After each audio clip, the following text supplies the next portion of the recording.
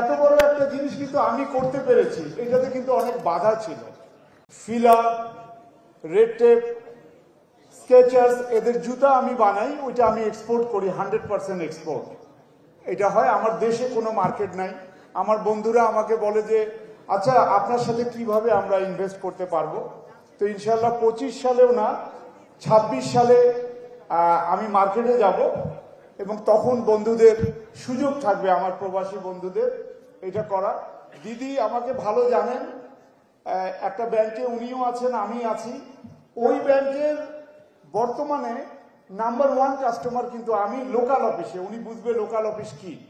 ওইখানে আমি our problem, our obstacle, what we are facing to invest in Bangladesh.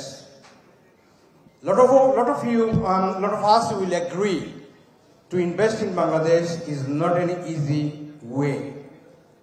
And I was going to say that, I was going to mention a few things to make it much easier.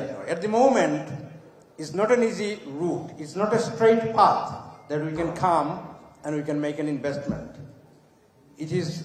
We have to be getting supports, from the local government, from our government, to make this path easy for us. সংবিধানটা এমন ভাবে করা যে এদের কোনো contribution মানে ইচ্ছা করলেও করতে পারবে না। তো সেই কারণে আমাদের প্রবাসীদের অনেক কন্ট্রিবিউশন আছে এবং দাবিদাও আছে।